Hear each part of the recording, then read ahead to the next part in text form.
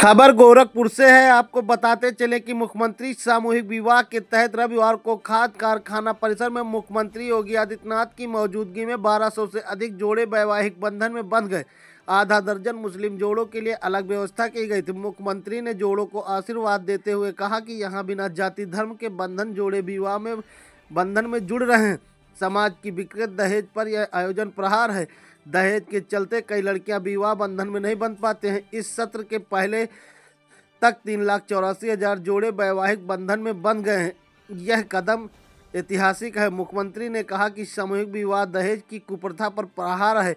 एक साथ उत्सव का हिस्सा बनना गर्व की बात है। घर पर होती न तो न पहुंच पाता और न ही इतने विधायक और बाराती आते।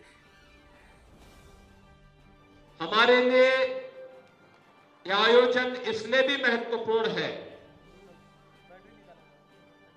कि यह आयोजन एक तो सामाजिक समता का प्रतीक है। 1200 जोड़े हैं। इतना सामूहिक समारोह एक मेला जैसा आयोजन है, उत्सव जैसा आयोजन है, लेकिन कोई बंधन नहीं, न जाति का बंधन है, न क्षेत्र का है, न भाषा का है, किसी भी प्रकार का मत और मजहब का बंधन भी नहीं। हिंदू सनातन धर्म की परंपरा या आर्य समाज की पद्धति के अनुसार वैवाहिक कार्यक्रम में जुड़ रहे हैं।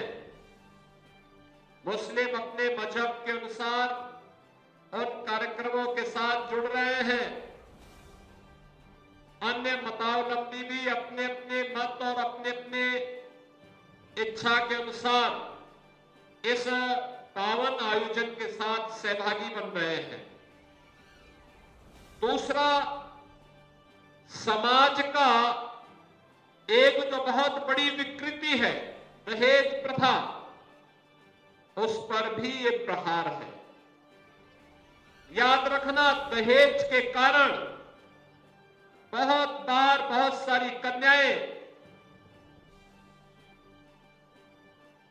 वैवाहिक बंधन से नहीं जुड़ पाती है और सरकार ने इसलिए निर्णय लिया कि हम समाज की उन सभी कुरीतियों के खिलाफ लड़ेंगे, चाहे वह बाल विवाह हो, चाहे वह छुआछूत और अस्पृश्यता के खिलाफ अभियान हो, चाहे वह दहेज प्रथा हो।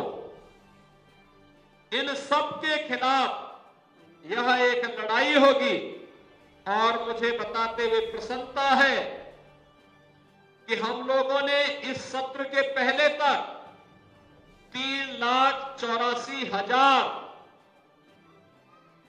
9 दंपतियों को पिछले 7 वर्ष के अंदर मुख्यमंत्री सामूहिक विवाह योजना के साथ जोड़ने में सफलता प्राप्त की।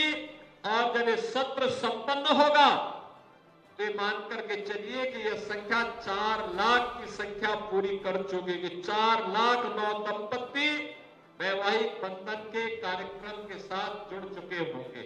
यानी ये मान करके चलिए कि 4 लाख विवाह ऐसे हैं जिन्होंने दहेज नहीं लिया है, दहेज नहीं दिया है, बल्कि समाज के सामने एक आदर्श प्रस्तुत किया है कि नहीं, हम किसी भी सामाजिक उस विकृति के खिलाफ लड़ेंगे जो समाज में किसी भी प्रकार की विसंगति को जन्म देता हो।